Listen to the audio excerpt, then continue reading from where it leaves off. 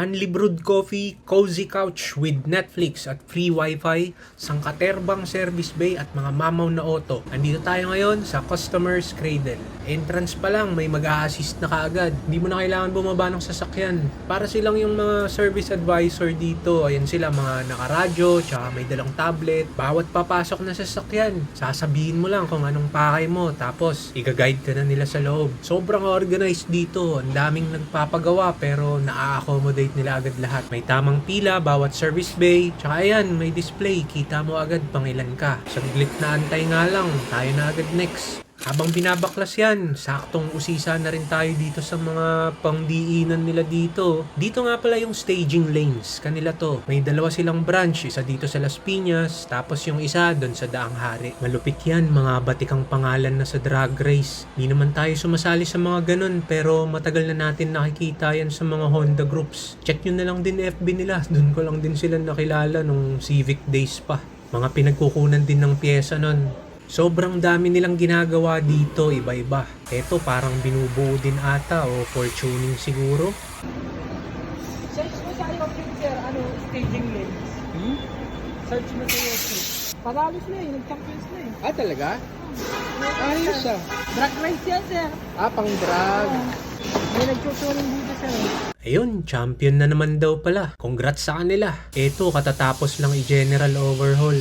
May Miata dito, ewan kung anong ginagawa dyan. Tayo, magpapapalit lang ng lower suspension arm bushing. Nakitaan na kasi ng bitak nung last time na nagpa-PMS tayo. Naghunting muna tayo ng pyesa, tapos nung nakabili na, eto, dinala na natin dito para pakabit. Isang pares na para parehong bago kabilaan. May sarili na rin silang machine press dito, kaya press in, press out, dito na rin. Ayan, pagkabaklas, minachine press muna para tanggalin yung luma.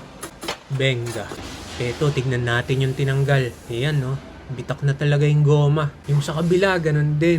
Pero mas malala yung isa. Wala pa namang kalampag, pero pinapalitan na natin bago pa magkaroon. Pag yung mga ball joint, ganyan, or tie rod, yun, kailangan agapan agad. Kasi pag inabot ka nun sa daan, wala, disaster. Parang natapilok yun, paplakda talaga. Etong suspension arm, malaking tornilyo naman nakahawak dito. Hindi to basta-basta babagsak, pero syempre, agapan na natin bago pa lumala.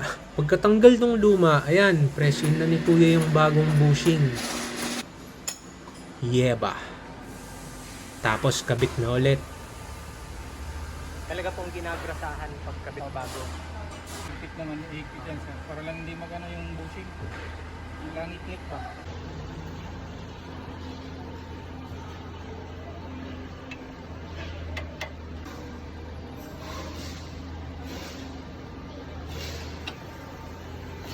Habang binabalik to, binabanatan na rin nila yung isa nilang pandigmado, no?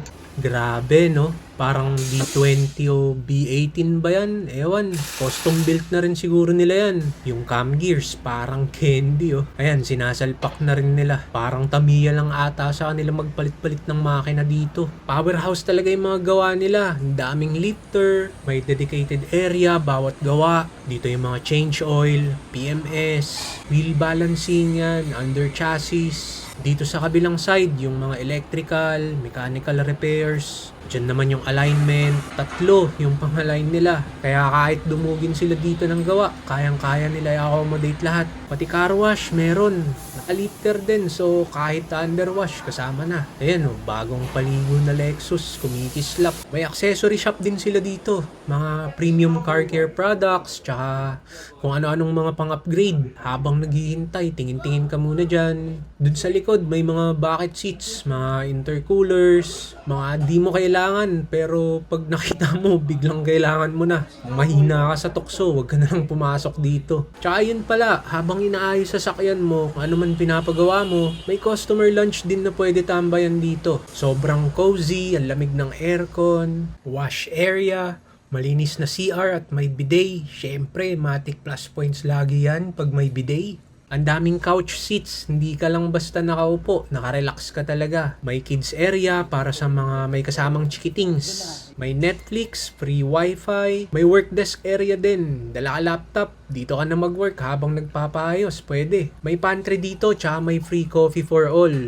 O, brewed coffee pa yan, no? Para ka lang din nasa casa. May mga refreshments sa rep, pero ito, may bayad na. Sa labas naman, may mga nakadeploy na drinking water. Akala ko kanina sa malayo, Joy, o parang coolant ata, ganun. Pero tubig pala talaga. Refill ka lang sa tumbler dyan. May dedicated smoking area din. Habang naka-chill ka dito sa loob, may display din dyan. Kita mo kung ano na ginagawa sa sasakyan mo. Tsaka kung nasa anong bay na. Pwede nga rin, pagdating mo pa lang, pagkasabi anong gagawin, bigay mo susi sa kanila, tapos diretso ka na tumambay dito, tawagin ka na lang nila pagtapos na. Kasi zero lang kasi tayo, gusto natin nandun tayo habang ginagawa yung sasakyan natin.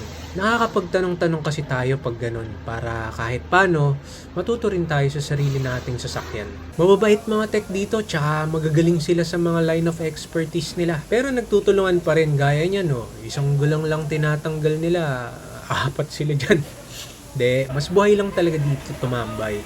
Tropa-tropa dito, tsaka ayun nga, paunti-unti, natututo tayo kakanood, kakausisa. Yung mga dini-DIY natin, yung iba dun, sila na rin nagturo paano na gawin sa bahay kung kaya naman na. Pagkatapos ibalik yung suspension arm natin, saktong may banting slot na rin lang dito, kaya nagpa-align na rin tayo. Ginalaw yung pang ilalim, so para sure, magpa-zero out na lang ulit tayo ng toe in, toe out, pati na rin yung camber. Nilagay yung turotot para igitna yung steering, tapos yan, in-adjust na ni kuya para i-align lahat. Syempre, kahit pinanood na natin lahat, bibigay pa rin nila yung printout ng before and after ng alignment. Yung wheel balancing, next time na. Konti na lang kasi, due na rin tayo for next PMS. Kasama na yun dun, pagbalik. Ayan, pagtapos na lahat, bill out na. Papakita nila yung summary ng job order, lahat ng sinabi mo, in-input nila lahat sa system nila. Ma-check mo rin lahat ng ginawa at magkano bawat isa. Tapos balik na tayo dito para magbayad. Pwedeng GCash, pwedeng card, pwede rin cash, syempre. May OR, tsaka job order slip. 4K inaabot lahat yon. Suspension arm bushing, kasama press in, press out, tapos wheel alignment. Pasok na sa banga, hindi ganun kamahal considering yung quality ng service and amenities nila. Actually, mas mura kasi syempre pag sa kasa, wala namang replacement ng bushing dun. Kahit buo pa yung pyesa at bushing lang, palit buong assembly na agad yun dun. 2 suspension arm, baka abutin 20 milyon o hindi lang. May mga anik-anik pang ginawa kanina habang nakaangat. Mga hinigpitan onte, kinorek, dinig greaser, binugahan ng cleaner. Mga minor lang naman pero miscellaneous piece pa sana yun. Sama pa yung sangkaterbang pangungulit natin magtatatanong. Paano pag ganito? Paano pag ganyan? Yun. Kaya kung graduate na sa warranty yung sasakyan nyo or naghahanap kayo ng premium services outside casa na leasing mahal, try nyo pasyalan to dito.